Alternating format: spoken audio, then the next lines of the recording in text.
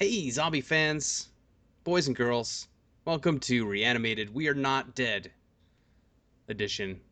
This is the podcast of everything zombie, and if you've been to our website recently, you might have noticed that it doesn't exist, but it does. We're just experiencing technical difficulties. My name is Stuart Tiffin. I am one of your hosts. I'm on the West Coast.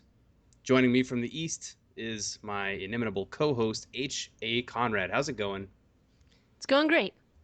Wonderful. Wonderful. What's new and exciting in the world of New York and Brooklyn?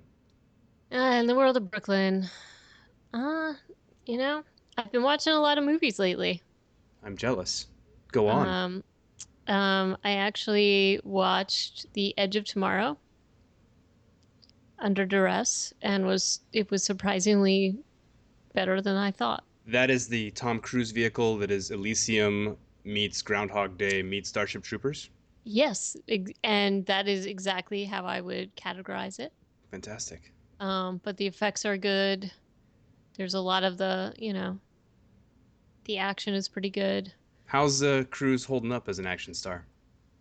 He's I've had a slight not altercation disagreement with a Tom Cruise fan that I watched it with, and I think he looks great for his age, but putting him opposite of Emily Blunt, he's just showing his age a little bit, and he did a good job as he always does. Like I think he is definitely one of those superstars that can deliver a blockbuster and carry it like many people cannot.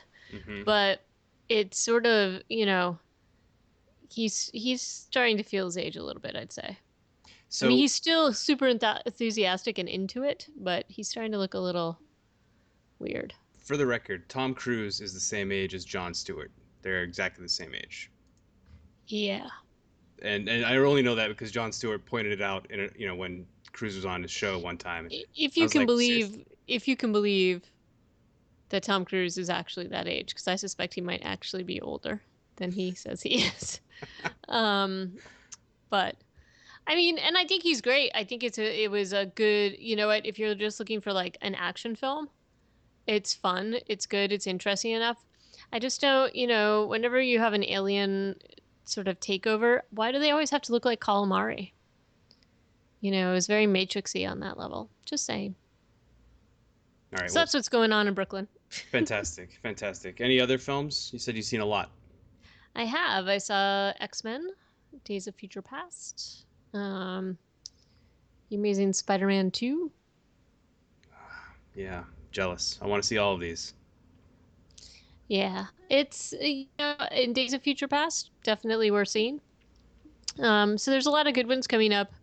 I didn't actually expect to see this film this past weekend. I was definitely against it, but I got overruled in movie choices for Sunday matinee. So there you have it. All right. Well, It um, did. It did actually get good reviews, so I was kind of like, all right, I suppose I might as well. Better than anything else I was potentially going to see. I was actually surprised that the takeaway from the weekend, the film that took everything this weekend, was the tearjerker film about kids with cancer. seriously, Mm-hmm. what The was? the Fault in Our Stars. Why is that? I don't I don't know. The Long Walk of Doom. I don't know what it's called. Something like that. And I was sort of it like trounced everything. So Hmm. so anyway. So yeah, what's going on the West Coast? Shit, babies, Babies? More babies. babies? Just introduced the young one to the swimming pool yesterday for the first time. Cool. Not entirely convinced that it's cool. He's like, not. This is not the bathtub.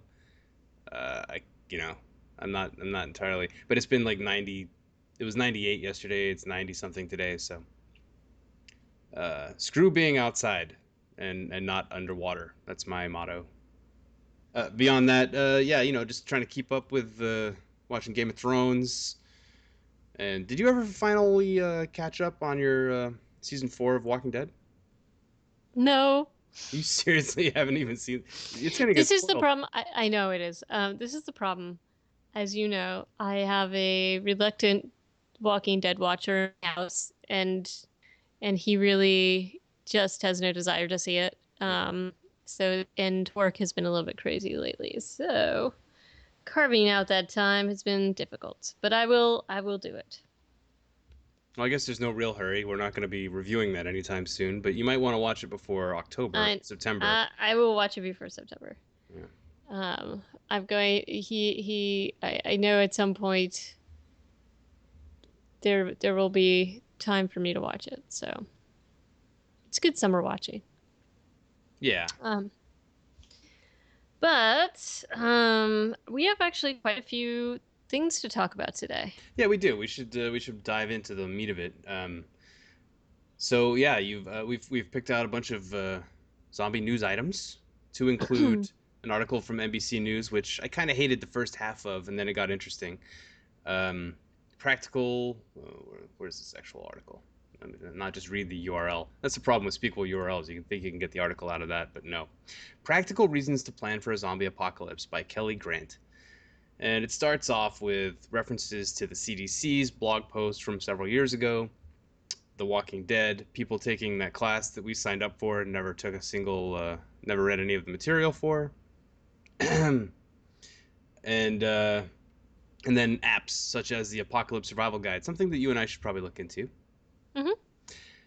And then further down, basically they come to the point which you and I have spoken about before, HA, which is all of these quote unquote official, unofficial zombie survival plans by government organizations, really by anybody who has their heart in the right place, is to get people to prepare for disaster by accident. And that's what one Right. of the guys down here says. The guy who's behind that app says, like, I'm tricking people into helping themselves. If they put together a zombie survival kit, the odds are they will have a better chance of surviving when an earthquake or a tornado or a flood hits. And so that's kind of what to me, that's what the gist of the article really is about. Yeah, and that's interesting, and it's behind what we've talked, and we've talked about this ad nauseum, just about all these different courses and sort of gimmicks, and I do call it a gimmick in terms of ad campaigns and things. It's basically to get people to think about the very scary scenario without it being as scary because it's about a zombie apocalypse. And I think that that's great as long as people are actually planning for it in a realistic way. And they do point out in this article that, you know, if you buy some of those zombie focus kits, you're not exactly going to be um, in a good position should a real disaster strike.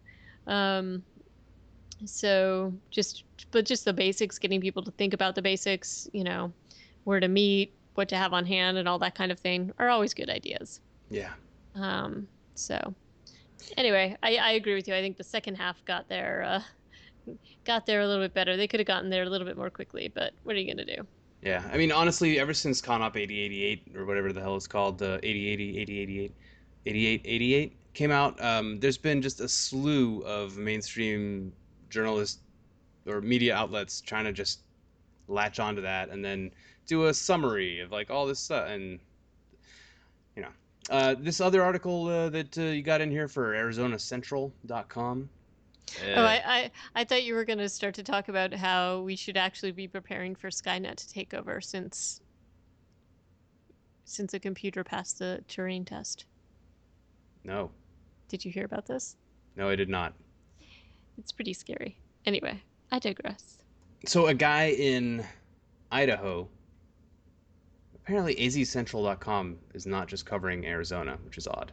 A dude in Mm. Idaho um, was in Indonesia when the big tsunami happened in 2004, Mm-hmm. and then came back to the US and has launched a zombie apocalypse backpack tent venture. Tell me what you know about this, HA. He basically, his idea was to have a portable emergency shelter that you could carry in a backpack along with other emergency supplies. So he invented this in 2007, um, and went back to Indonesia to market it. But then the zombie stuff started taking over in terms of the popularity, so he started marketing it through that, and apparently people have been buying it. And it has survival tools in it as well. And depending on what you put in there and the size of it, it ranges from like $250 to 445. Some of the stuff within the zombie pack and I think what makes it a zombie apocalypse pack is the logo that they have stitched onto the side of it. But they have like multi tools and fire starters and also machetes. And he's like, the machetes are really popular. So, different ideas. Similar idea to the whole having a survival kit. You know, the machete. I don't know about that, but Honestly, I think that in the zombie one, I think there's a crovel in there, or at least some sort of fighting shovel, right. and more weapons as opposed and like you said, like a logo. Yeah, and I mean his idea, I mean it's basically he really wants this to be marketed for survival, and they've been able to make their capital back and everything to the marketing, and the marketing approach, as you know, zombie fans are insane. So um that is part of, I think, part of why that they marketed it that way. But I mean it is actually, everything else aside, it's a pretty incredible idea. Um just as a survival tool, and it looks Yeah, pretty cool too. yeah. It's actually a decent looking product. It looks pretty quality. Right. I just don't know if I'd want to pay the price to get the zombie patch on there, but You can get it without, apparently. yeah. I'm looking at their website and they actually zombie like they have several other options. Zombie is just one of several, but it is kind of top billing. Hmm. And they use the photo from the CDC.gov make get a kit, make a plan, be prepared post on their website, which I wonder if that is Creative Commons or something. It's attributed, but damn. Yeah, I know. I thought the same thing. So I don't know. I think that the idea came out of a good place. So I'm glad to see they're doing okay. Yeah. And of course, a tent in a zombie Hmm. apocalypse is not the ideal hole up site. No. However, just get one of these for normal stuff. Fun Yeah. with the family. Next on our list, there was a CNET article that I thought was, they come up every once in a while, but talking about um, a few different sandbox games. The Last of Us, Daisy, and I think there's one other one. Rust. Um, and primarily what they're talking about is how morality changes a bit in these scenarios, and what the effect that might have on people's moral compass. Um, and I was curious as a gamer what you think about you see these kinds of articles come up, I'm sure, just about the effect of violence in video games on other people. Um, but they were basically saying that your actions within these games could say a lot about your personality and your morality. Yeah, I think it's worth asking the question. And it's better as a question as opposed to video games are bad and you know video games create make people more violent in their real life. To say to phrase it more as your actions in this world have a reflection on you in the real world. However, that might actually however true that is or how to what extent that actually is true. That is up to some debate, but I think it's definitely worth asking because games like DayZ, where now there's like a mechanism in the game or a mechanic in the game where you can take people prisoner and basically torture them to death in a way, like feed them rotten food, make them drink things that are poison until they die. Oh, that's delightful. Yeah, it's there are definitely mechanics in this game that are not I don't know, that probably do reflect a certain amount of what we expect a post-apocalyptic society to entail. I've been watching a young adult show. I don't know if it's a young adult show, but this show from the CW called The 100. I don't know if you've heard of that. Yeah, I have And heard. it's kind of like Lord of the Flies in a science fiction ish sort of, is like a simple way to sum it up. And these kids are doing a lot of dumb shit, and and I guess kind of like giving people the tools to do all the dumb shit that you might expect people to do is a worthwhile social experiment, on some level. But it's more complicated than just like, okay, are you going to be a good person or are you going to be a bad person on in online games? Because in online games, people don't want to be necessarily Who they are. who they are exactly, and so you might be like you've never returned a library book late, if anybody even still goes to the library. But online you might be a total dick, and that's okay, and because living out fantasies and stuff like that is part of what this medium is for, or Right. at least what it does very well, and that those kinds of outlets are very good catharsis and should not Well, be underestimated in those for those purposes.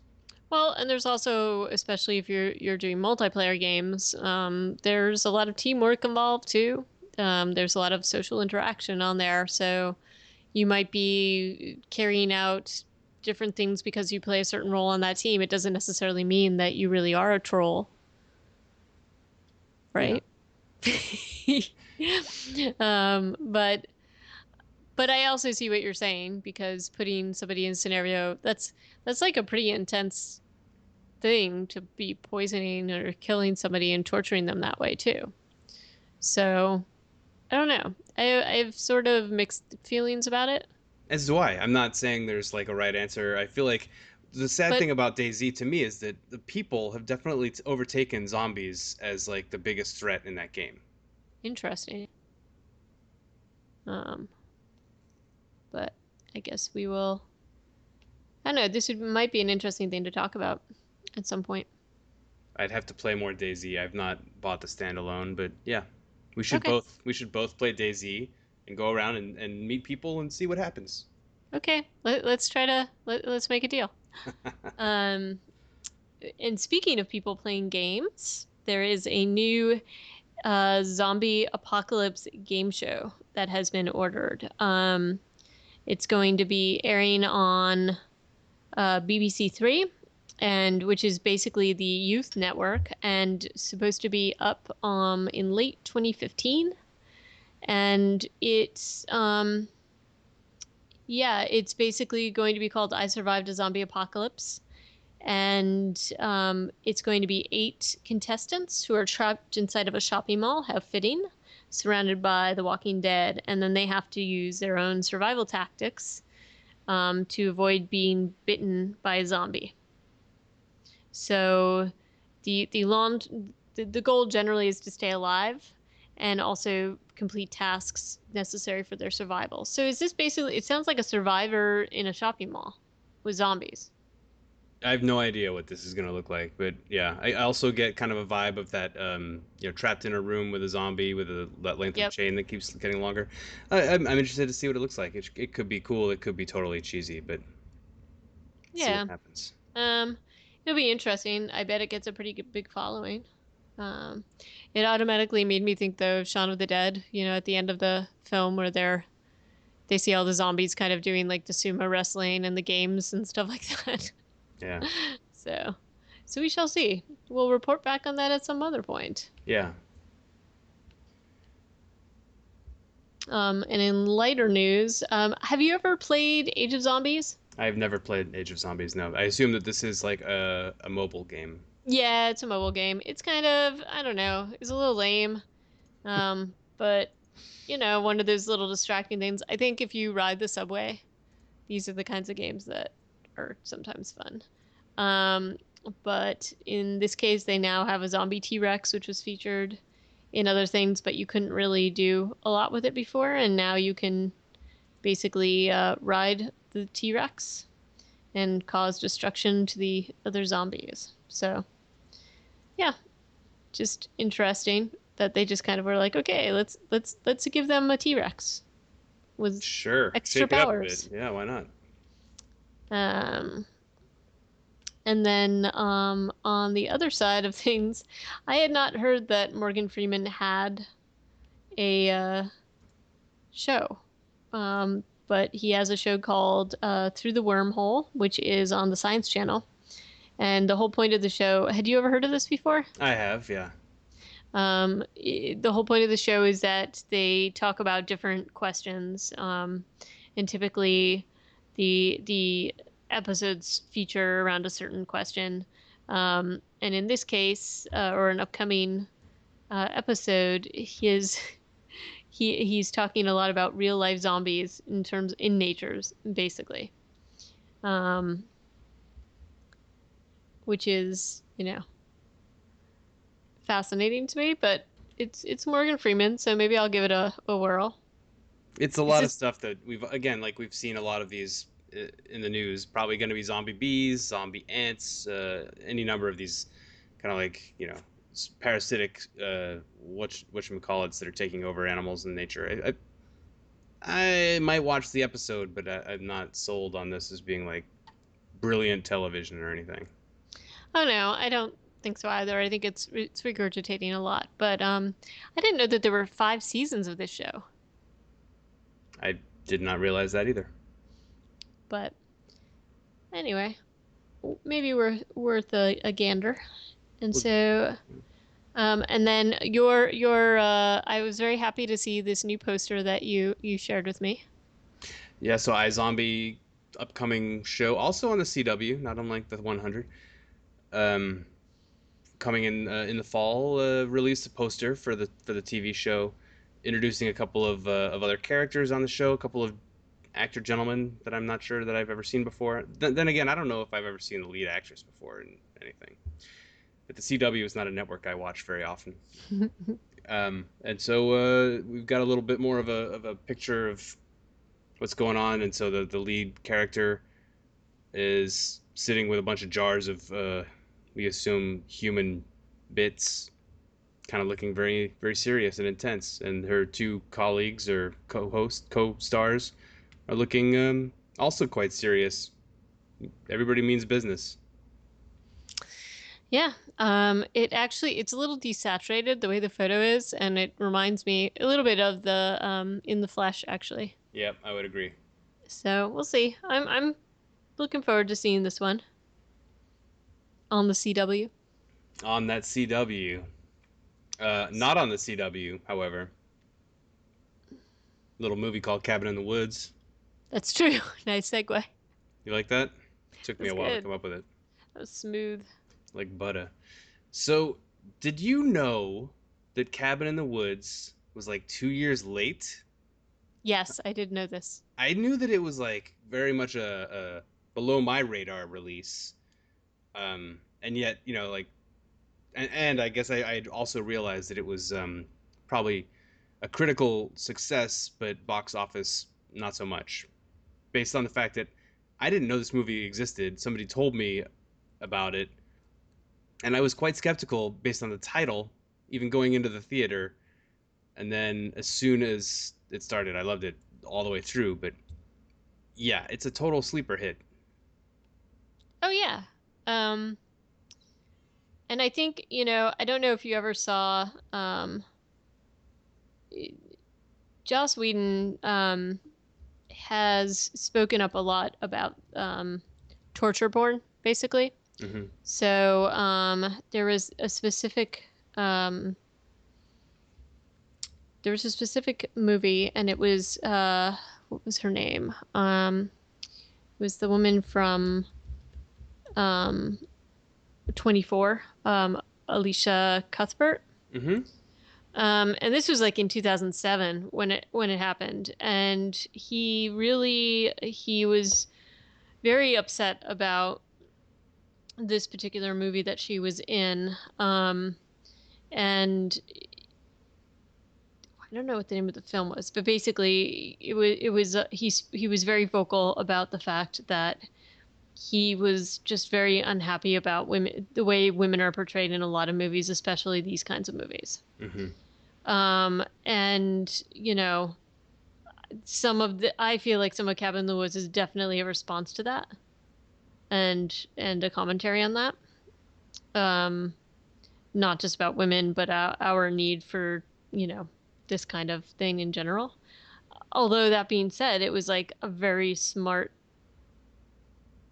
tongue-in-cheek film, just about the horror genre as well. So I knew about it because I had heard just through the grapevine that it was coming out, so I actually got to see it in the theater. I Um, I also got to see it in the theater, but it was one of those like several months after release kind of cut cut rate movie experiences, and I was just lucky. It was actually Kyle who told me about it because he's obviously a huge Buffy or Joss Whedon fan, and also just well read or well informed about films, and he told me to go see it, and so we went and saw it, and it was. I don't think I've ever had a reaction to the title of a film like I did in this movie. Like why? after when the cabin in the woods appears on the screen, you didn't flip out. Of course. Yeah, like I've never flipped out this much about the introduction to a film, Yeah. I knew right from that point, and based on the conversation that the two technicians had, that this was going to be awesome because it's all that Whedon dialogue, um, and yeah, my God, it was so cool. But anyway, sorry, not to gush. No, it was very cool. It's very cool. And, I felt that I actually enjoyed this a lot more watching it the second time around because I noticed so much more. And it's one of those films that you can watch a bunch of times and still pick up on new things. Oh hell yeah! This is Um, not Memento. This is not one of those movies that's only awesome the first time you watch it. It's no, it's no. definitely awesome the second time. And there are so many things, so many references. This is just people who really love the horror genre, and all aspects of the horror genre. So yeah, I mean, it's really I think it got a lot of accolades, but it just didn't get as much play as I think it probably should have. Absolutely not. No. But no, I don't know if there's like a lot of if there's much consolation in your film becoming a cult hit. And I don't even know if it would count as that because it's too good. But Yeah. it's definitely up there, right? I mean, like I don't know. Plus, all Whedon freaks are probably Yeah, huge into yeah. this. So either way, so this film, as it pertains to our podcast, is a bit of a stretch. It's not really because there's definitely zombies. There's like several different kinds. There's even a monster referred to in the film called the Reanimated. I don't know if you saw Mm-hmm. that. That's I one of them. did see this. So it's definitely up in our. Oh God, and the Reanimated are really scary. Yeah, they're super scary. I didn't know Did what you they were until I've gone to the wiki. did you not realize who they were? I've gone to the wiki, and they are terrifying. They all their arms and heads and stuff are in the wrong place. Yep. Okay. Uh, yeah. So this film, it might seem a little bit They're like outside our. aren't they like the ceiling walker things Yes, too? the stealing walkers, and they have all their bits in the wrong place. Yep. Um, so either way, there are zombies in this film, but it is not per se a zombie movie. It is more, as you discussed, a satire, a satirical slash dark comedy with some very interesting moral at the end, like moral of the story type shit coming up at the end. But let's get there in due time. Yeah. I mean, the thing about even the name of the film and the way the credits go across the screen, Cabin in the Woods, definitely a reference to Evil Dead and all those Cabin in the Woods movies, which at some point end up, we saw Dead Snow. There really are so many of them that start out, a group of hapless teenagers go to a cabin that's in the middle of nowhere, and hilarity ensues. Um, and this was no exception. They set up the whole scene with the characters. And there's your typical people. There's Jules, who's like the flirty, woman, Marty, who's kind of like the stoner, Kurt, who's the like jock, Holden, who's a jock as well, but turns into something else, and Dana, who is like the nerdy good girl, but who also has an affair with her teachers. Um, and then so these are the main characters, but the whole film starts out in a weird sort of underworld factory setting. Um, Sort of Yeah, like a plant, and this is like the intro to the whole thing. It's just like these two, they seem kind of like middle management guys, or guys that are just kind of in this like day job. Gary and Steve, played by Richard Jenkins and Bradley Whitford. amazingly And casted, by the way, amazingly yeah, casted. they are incredible. Amy Acker makes a little bit of an appearance, and she is the super smart sciencey woman. And they're people doing what people do. They're getting coffee, they're giving each other crap, they're like talking about the trials of their personal lives and that kind of thing. And it's just like another day on the job. And so then it segues right into the teenagers, and you're kind of like, I don't really know what this has to do with this. Okay. Um, I'll go there. And it's you figure it out pretty quickly, but it's just kind of an odd way to start it out. Well, what I love about this is that you know it's not a normal movie No, based on that because of introduction.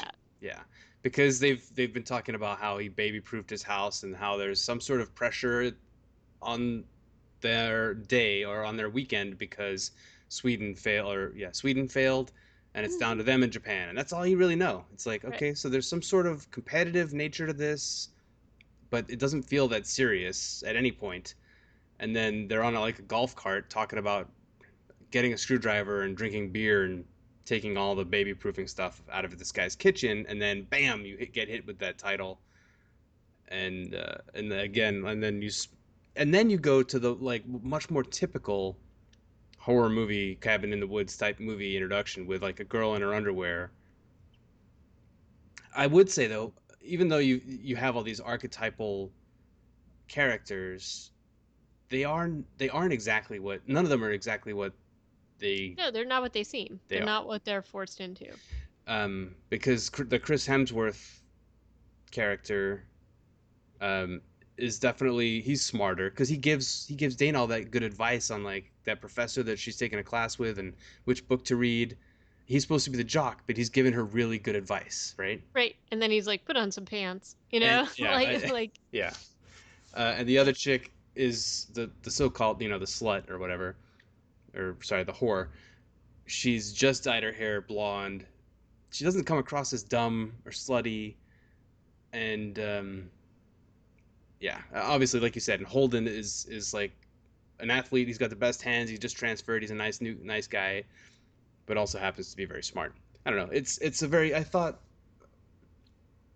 to me it definitely like right away you know that nothing is as it seems. Nothing, and that's really kind of awesome. Like you feel like you're on familiar territory, but at the same time you don't really know what's going on. right. And which it makes you feel a little off kilter. And it's this weird thing because with horror films you kind of know what to expect. These guys all pile into a Winnebago like Scooby Doo gang, Mm-hmm. including the pot, and they go off into this cabin in the woods that's owned by Kurt's cousin apparently. Um, they're doing the whole fun messing around with each other and like giving each other crap, and then they end up at the scariest gas station in the world ever. Which Like, is right kind of where we would expect this movie to go if it were what we right, were expecting. But of course, we don't really right, know what's going on. right. But yeah, they have their like typical weird interaction. Also, we should point out that the stoner Fran is the stoner is played by Fran Kranz. Mm-hmm. Who did you ever watch The Dollhouse? Oh yeah, Yeah, and he was awesome in that show, and he kind of plays to an extent the same character. yeah. He I kind don't of know. yeah, Maybe he doesn't have that much range, but he's pretty awesome at what he does, yes, and he's great. And he gives he has some really awesome kind of like uh, repartee type interactions with the guy at the gas station when everybody else is freaking out. He seems to just be completely unfazed. He just calls him a dick and makes fun of him for having been alive since the Civil War. Mhm. It's kind of awesome. Right. And then they go on their merry way. But then we see sort of behind the scenes because we flash back to the two um, coordinators. Is that what you would call them? They're the Managers? The technicians. technicians. And they get a call, and you don't realize who it's from. Everybody's betting on certain things. There's a lot of like stress and tension. Um, and it's a little bit like, okay, we're getting a call from our crazy coworker who turns out to be the dude at the gas station. Hmm. And basically says they're on their way. I didn't stop them, and goes off into a lot of like, brimstone and hellfire. And the thing that's so genius about this scene is that they're putting him on speakerphone, like it's a comedic scene. They keep putting him on speakerphone. He's like, "Do you have me on speakerphone?" And they're like, "No," and they do, and they're all like Yeah. giggling and laughing like little kids. And it's like, that there's something around the corner, but you don't know quite how to feel about it because this is a very funny scene. Yeah. They definitely do a great job of towing that line between humor and horror. Because the scary scenes are still scary. Like they still Mm-hmm. have the Buckners are justifiably terrifying zombie characters. Um, because yeah, and back in the cabin, we kind of like the movie keeps doing this interspersed. Like at one point you're inside the facility, at another point you're back in the cabin, and even in the cabin things are by turns kind of still amusing. You've got the two way mirror or one way mirror rather, Mm-hmm. in the room, and like the way they deal with that. Like everybody's acting very gentlemanly so far, or Mm-hmm. everybody's on good behavior. But then quickly, things kind of like start getting a little bit less, more what we would expect, I guess. Like the jock starts acting more like a jock, and the whore starts acting more like a whore because, and we find out the people in the facility are messing with them, like putting chemicals in the hair dye, and they all have some sort of, I don't know what, gas treatment going on apparently, or some. They're all being messed with, chemically, Yeah, I'd say, chemically they're putting in like pheromones or like messing around with them so that they are basically that all their judgment is going out the window. and they're becoming the characters that you would expect to be in this Right. movie. They're making it very hard for them to think rationally. They're basically pushing them to be more instinctual. Um, and then there's also you know you, there's this weird, as you said, they toe the line between comedy and horror. And then there's this like super creepy thing. And I mean, I definitely think that this is a commentary by the writers and the director about what they think about where our society is going. They make a lot of references to, well, there's an audience, you know what I mean? Like, and they're not talking about an audience that they have to please, and they're not really talking about the people in the facility. You think that they're referencing something else, and I think it's a very thinly veiled reference to the actual audience in the theater.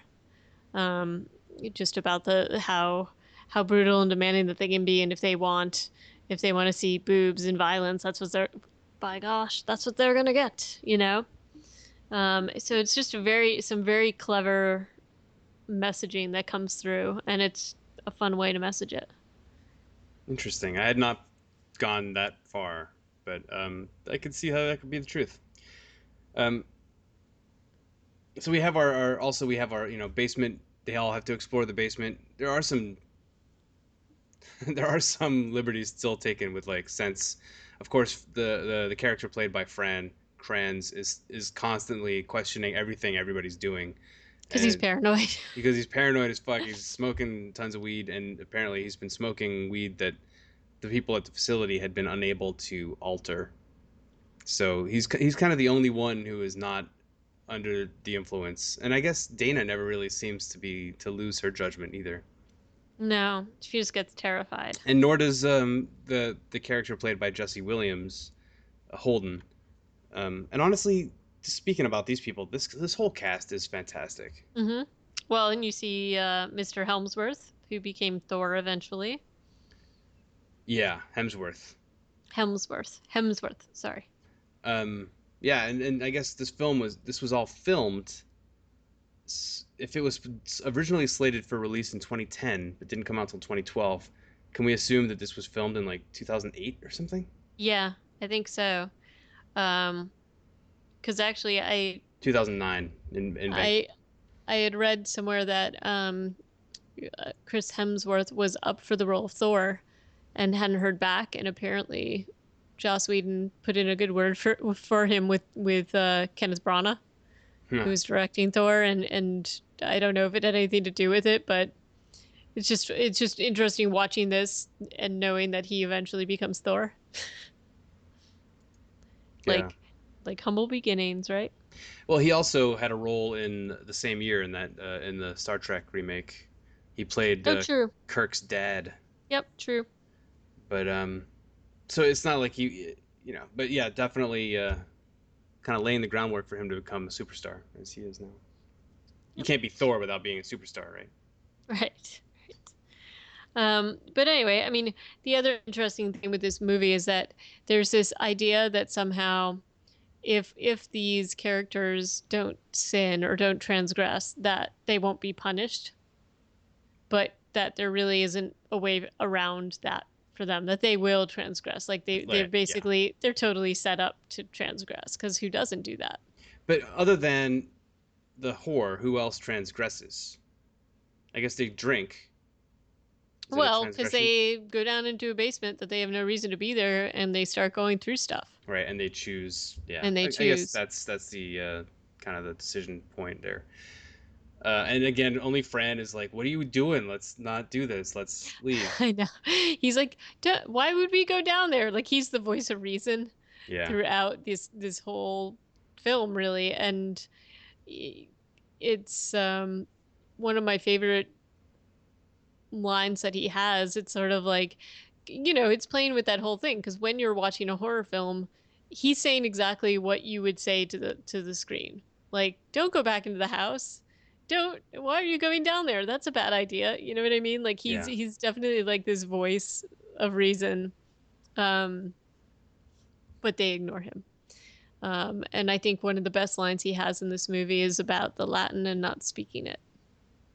yeah, exactly. But they're like, "Yeah, let's do it anyway." I guess that is a good example of Dana not.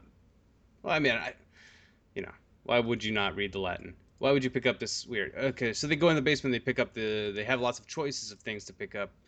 One of them being fairly recognizable Hellraiser Yeah. sort of I was like, puzzle. that's not a good idea. Stay away from that. Um, but yeah, so they pick up a diary, and by doing so, and by reading the words, they end up summoning a family of redneck torture zombies, Yes. which is very specific. Other zombies that they could have ended up selecting include, I guess, the reanimated kind of count. Right, but there's also zombies, but There are redneck torture. zombies. There's the Yes. doctors, who Yep. are also zombies, because you see them later in the Yep. film. Who else is a zombie? There's a mummy, There's a lot of people from Left for Dead. right? The game. Yep. Yeah, there's the hunter. I forget all of them. But The witch, the smoker, boomer. but this is also a nice little tip of the hat to all the fans out there, because they have the whiteboard with all the possibilities on it. Yeah, That Steve and Gary are taking all the bets, and everybody in the department. Keep in mind we are talking about people's lives, but everybody is basically throwing their hat in, because that's what they do, and that's what humans do. And he corrects the woman who is like, I said zombies, and he's like, you didn't said right, no, torture zombies. And it's like, it's such a horror fan thing to say, yeah. which is kind of cool. Favorites from this list. I would have to. I don't know. It's kind of a toss up, but I'm pretty sure for me it's angry molesting tree. Yes, you know what that's from, right? Apparently, it's from Resident Evil or something. No, No, no, it's from Evil Dead. Evil Dead. Right. And the tree, like, I don't know. You could also possibly say it was from Poltergeist, but I don't think that tree is really molesting. It's more eating, but definitely the tree in Evil Dead is fondling and doing bad things to people. So yes. Terrifying. Then also dismemberment goblins is a pretty cool one. But yeah, so there's just this huge list of kind of awesome, terrifying I options. did you And did you notice that there was just Kevin on there? Kevin, no, Yep. I'm assuming it's the weird serial dude from Sin City. they have no. The wiki doesn't not have a photo of who Kevin. Obviously, Kevin is a sweet-looking guy. This is the description: a sweet-looking guy who on the surface appears normal, but underneath has a psychotic killer who dismembers people. He is summoned by the film strip, which is actually what Marty was looking at, the film strip Hmm. in the basement. He is not seen during the purge, which is the scene at the end of the film where we see almost all the monsters. Spoiler alert.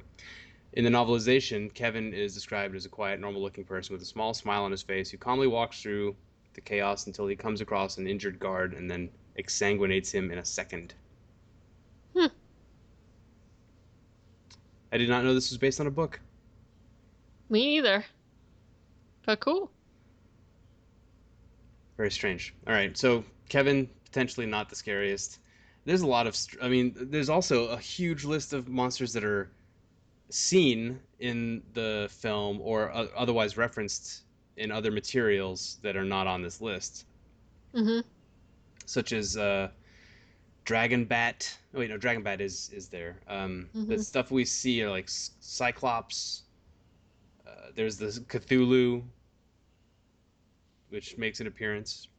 Either way, they go through definitely like the whole gamut of monsters, and it's one of the more fun parts of the film is like trying to pick out which is which, and it's hard to do that when there's so much viscera flying around the screen. But Mm-hmm. but yeah, so they pick redneck torture zombies, Because who wouldn't? and they start doing their work as soon as Kurt and what's her name, Jules, Jules, yeah. go out into the woods to make whoopee in But a again, bed of moss that is. Do you like the lighting trick they did with the like they had a dimmer I, switch? I know, it's so weird. And they're being manipulated again by the technicians who are making it warm and throwing some pheromones in the mix. And they're basically like, okay, you guys got to fornicate so you can be killed. Yeah, and Because part of the rules is that the whore has to die first. right. Is there a specific order for all of them other than the Virgin? Nope. The whore has to go first. Then it doesn't matter as long as the virgin is last, and the virgin is optional. Yeah, super And the weird. virgin doesn't necessarily even have to be a virgin. You work with So, what we got. yep, yep. So it basically after the first killing, it's they have a lot of other nods. So Jules gets decapitated. Or like, yeah, sawn in half or something. Yep, And and decapitated, definitely decapitated. Yeah. yeah, and Kurt comes running back to the house, basically telling everybody what he saw, um, and Marty's kind of seeing some like he's outside for whatever reason, and they come running inside, and one of the first things that Kurt says is, "We should all stay together," and the technicians are like, "Oh, that can't happen," so they do something to manipulate them into saying that they'll separate, Yeah. which is something you hear in every movie. Split up, Um, spread.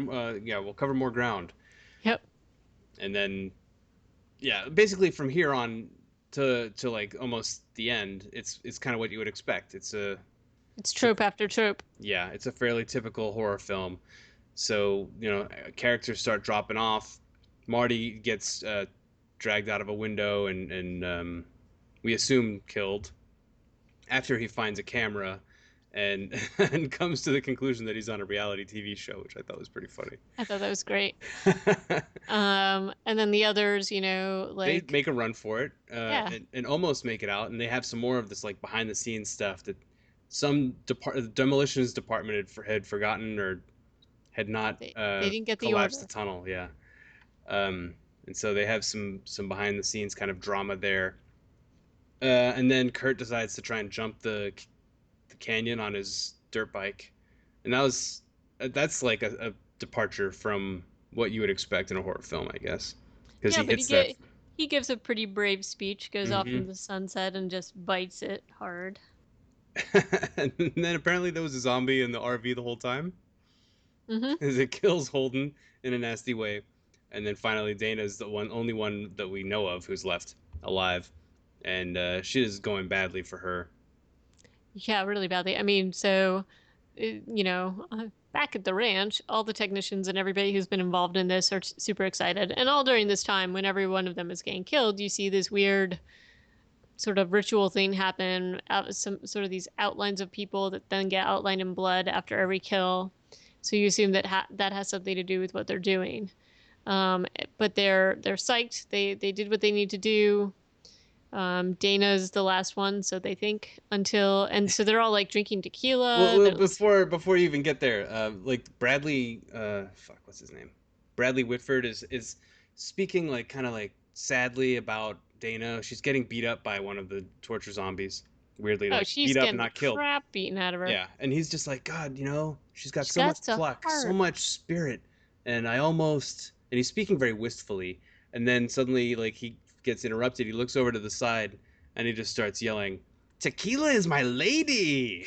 I know. And then there's a bunch of people coming in with tequila, and they just start to party because basically they feel like, for all they know, they've won, they've achieved their goal, and because they'd also learned that Japan had failed earlier on, so like the stakes were even higher. Right.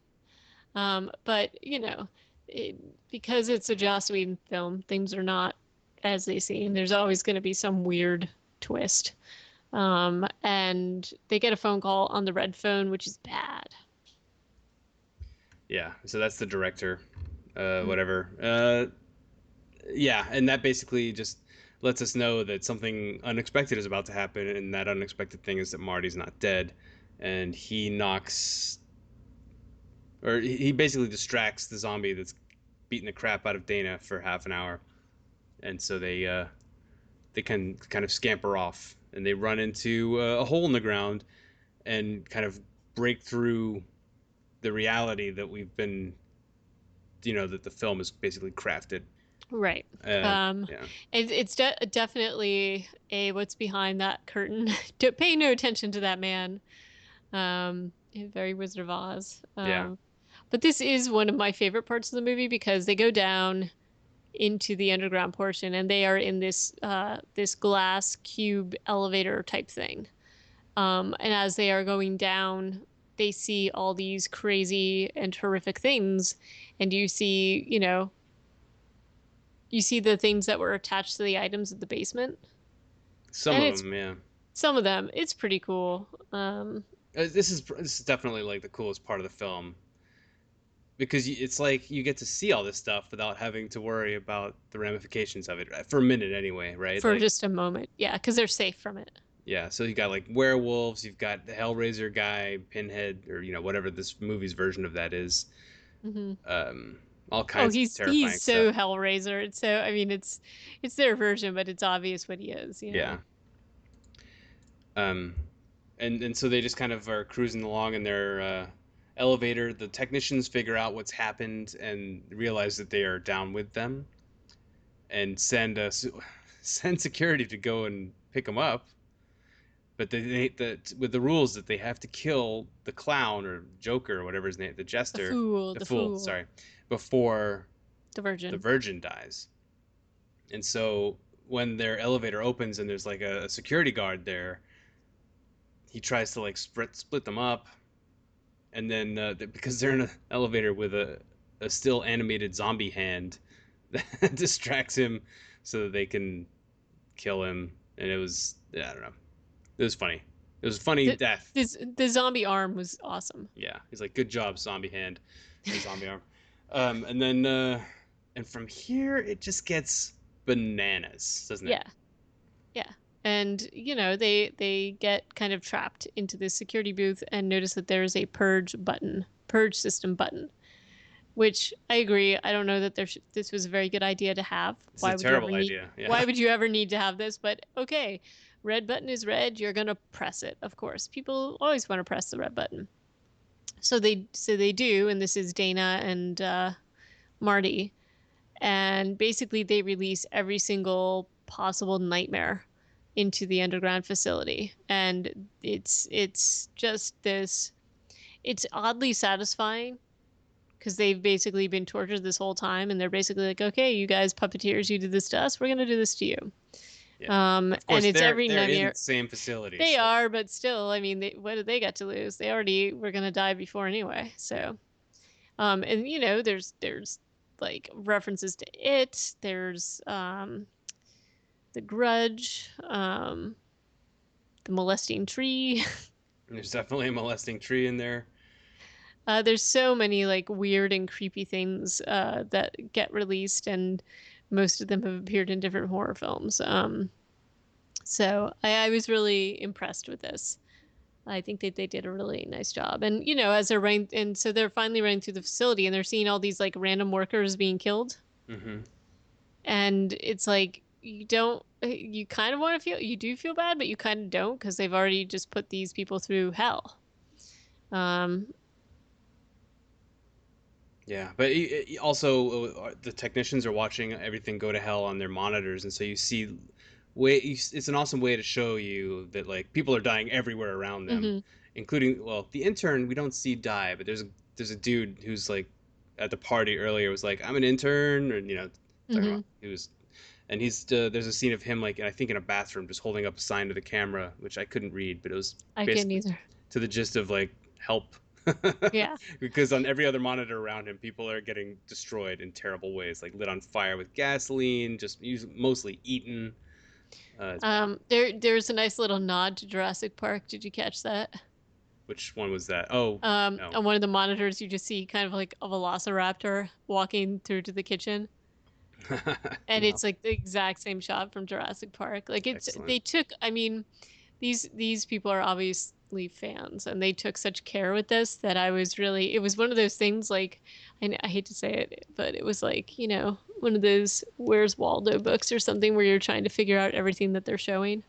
Yeah, exactly. I mean, this is one of the most fun parts of this film is that you can go back through all the material and try to decipher it all, and that's part of why this wiki, that the cabin in the woods.wikia.com. I mean, it's pretty well filled out, and you can kind of get an idea of all the different creatures. And like I did earlier with the reanimated, I wasn't sure what those were, but then they've narrowed it down somehow. Yep. It's pretty cool. And at the end, when you think all's lost or whatever, Dana and Marty have finally made their way into the chamber where you've seen this weird ritual, outlining happen. And they figure out the archetypes or the fact that they've been playing along this game. And then comes in the big cameo of the film. Sigourney Weaver, of course, wonderful as she always Yes. is. Yes. Um, and yeah, so they basically decide, or the between the well, actually, it's not totally black and white. Like Dana almost decides to kill Marty to Mm-hmm. save humanity, but Marty, who's basically now at this point the hero of the whole movie, is like, you know what? Maybe Earth deserves to get destroyed by giant gods if it has come down to us being murdered for their Yeah. enjoyment. Like maybe we don't deserve to live. And that's kind of the moral of the story in a way, like, because that's basically what they do. They unleash these ancient chaotic creatures to save 5 people a year, or however often they do this ritual. We don't even know. Right. um, and it's kind of an insane concept, uh, but that's the direction they decide to go, and I guess you have to respect that, unless of course you want to go with your metaphor and be like, well, maybe the American public deserves what it gets, or I don't know, like how do you extend your metaphor to the end of the film? But I think I think it's a total judgment on the audiences and what the audiences want, and it, I do totally think that they're talking about the audience and that kind of thing based upon things that Joss Whedon has said in the past. And also, if you watched, did you watch the Robot Chicken Mm-hmm. skit? Like all the things that the zombie Joss Whedon says is pretty much what they're talking about in the film. So I'm not just drawing those blindly. I'm not going a little too deep into it. I think he definitely feels that way. Oh, I'm still just curious, like what the release of these ancient chaotic gods means in the context of the metaphor. Oh, I mean, I think ultimately everybody will get punished for wanting these things or for letting them continue. That you're going to like the things that you are trying to preserve to go through all of this in order to get there is maybe not worth it because of the reflection on what happens to the human beings and to the soul while you're doing it. No? Mm-hmm. Okay. Yeah, I can hear that. I can get behind it. Um, yeah. Everybody basically dies. Is I think the moral of the story. Although, I really thought that because it is Joss Whedon, I really thought, and he has a thing for like snarky demons and snarky dialogue and whatever. I kind of thought that the gods were gonna come up and be like, "What on earth have you people been doing all this time?" You know what I mean? Mm-hmm. Like that they had been doing this for not the entire time. But that's not what happened. No, instead, an arm the size of an apartment building comes up out of the ground, Right. and we can assume that our heroes Marty and Dana are dead. Everybody's dead, because if there are gods the size of Mount Everest walking around, well, shit ain't gonna go well. Um. So. Um. Yeah, I think thoroughly enjoyable, more enjoyable the second time because you could kind of unwrap all the Easter eggs within it. Yeah, definitely, definitely. Some people have said that there will be a cabin in the woods too, but I don't think so. I don't even understand how that's possible. Yeah. Well, I think it's what they Prequel. think. Yeah, and they think about like Scream and Scream 2 and all of that, and my guess is that's where they're coming from. But I actually also have a theory because Joss Whedon and Drew Goddard wrote the script for this, or like at least the rough script and the storyline for this in like 3 3 days. days, Yeah. and I feel like Joss does a really good job at these like weird little challenges. Like he decided he wanted to do this, so he did this in a very tiny, finite amount of time. Hmm. And he did the same thing with Doctor Horrible and his brother. Like they wrote that really quickly too. So maybe we should just give Joss Whedon a time crunch and see what else he comes up with. I'm game. See what But happens. yeah, so that I would say thumbs up to this. Definitely recommend it. Two thumbs way, way up. I do think that for people that are not horror fans, this is doable, although it's still gory and scary. But I think that you get a lot more out of this if you like the genre. Agreed? I don't know. I don't know that I consider myself like a huge horror genre fan. I've seen several. I've seen a lot of movies, but I mean, You're a horror fan. Give me a break. okay, if you say so. I say. Thanks everyone for listening to this week's podcast. We'll be joining you again hopefully next week, depending on our schedules. And we'll be discussing In the Flesh season 2. Looking forward to catching the second installation of this series. Um, you will be able to reach us at on Twitter at Reanimated PCast, and our website is reanimatedpodcast.com. Feel free to shoot us an email with recommendations, questions, concerns. At At reanimatedpodcast@gmail.com. Indeed. Boom. Done. Until next time, we out of here. Our website will be up soon, we promise. Yes, sorry for the glitch.